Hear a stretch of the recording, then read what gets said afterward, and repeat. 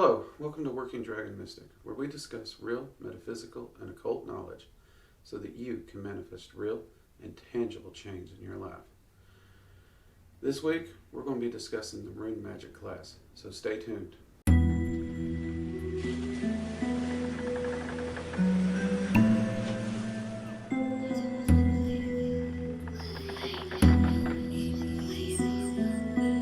Okay, so what we're doing today is we're going to talk about the Rune class that we're getting ready to upload here to the Working Dragon Mystic channel.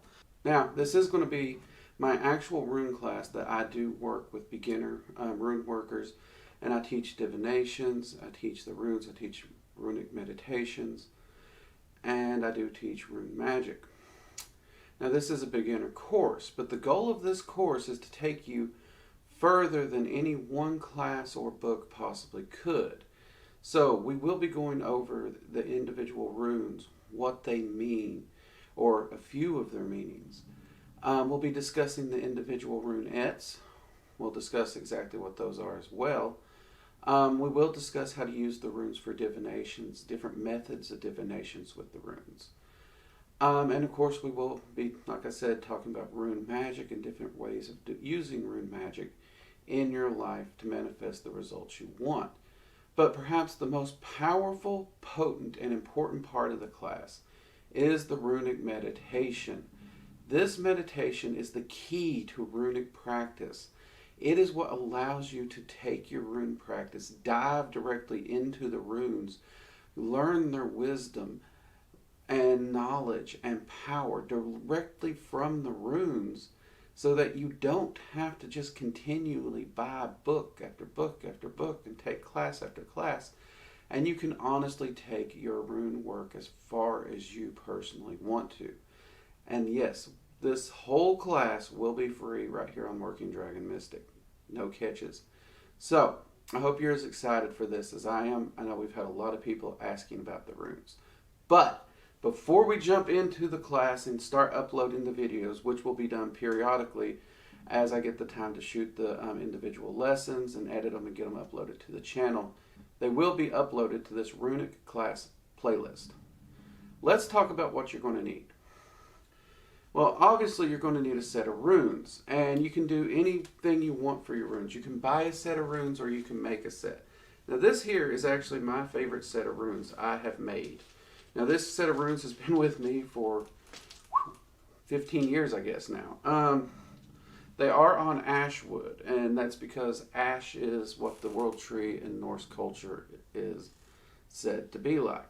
I don't think you can see it good from there, but I'll try and add a picture of them here. Okay, so these little discs were cut for me by a friend, and I actually just took a pencil, traced the rune onto the disc, and then took a wood burner and I was able to burn it into the disc. And then I later went over and put this red stain on it. I forget what color it exactly is, but I did get to see someone use it in that lovely deep color it had. And then I inlaid it with a metallic red paint that I turned into a tiver, which we will also be talking about in the class. But it's essentially a compound in which you add your own DNA to, whether it be blood or spittle, and then you can paint that in so you can actually add that power to the rune. It's not a necessity, but it is something I decided to do eventually. For years, I actually used these raw as they were with just the rune burned into them. It was later that the runes themselves informed me that they wanted me to do this, and that's when I did it. So, like I said, we will include a close-up shot of those. Now, for your runes, you don't have to worry about ash wood. You can go to a craft store and buy these little wooden discs. They come in all different sizes. I actually kind of like the smaller ones myself. You want to make sure it's something you can write on. But the ones that are roughly the size of a quarter really is the ones I enjoy the most. Because the smaller the rune it is, the easier it is to do the casting, but you need one large enough that you can read easily. So honestly, something of this size, I would actually consider this too big. Whereas this one here if you can see that, it's considerably smaller. So I would actually look into getting some of these. They're very cheap. You can get them online or at any craft store. I've even gotten a bag for like $5 at Walmart. I do keep these on hand all the time because these are great for wood burning sigils into for sigil magic, which that's another video. I'll be talking about handy supplies to keep on hand for magic. Now the next item that I do highly recommend, and this should be your priority honestly, index cards. These will be very handy in drilling yourself and learning the runes. As we go over this class, as we work with each et, I want you to write the rune, its name and its pronunciation down on the index card, and we'll give 3 key words that give a very broad spectrum of what the runes mean.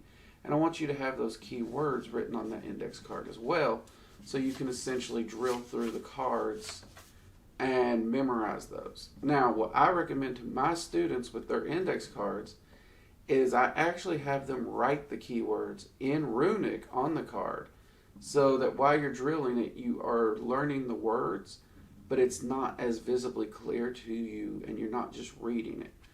And also, when you do go through the cards a few times, raise the rune up like that, so the keywords are covered and the rune's there, so you can actually recall the keywords before the words ever show up. And we will be going over this more in the class. But these cards are a great way to get started doing your runic drills, and they can be used in the runic meditations that we'll be going over. And in a pinch, you could even use these for runic divinations, though they really don't work for casting. You could use them similar to tarot cards and still be able to do a runic divination with these as well, until you purchase a set of runes or make your own. So with that, I'm going to go ahead and close this video. If you are interested in the class, go ahead, try and get you a set of runes or make a set. And make sure to get you some flashcards. You can also use printer paper if you want to, or notebook paper. In the meantime, I'll get to filming the next lesson, and hopefully you'll be ready by the time I get it uploaded. See you then.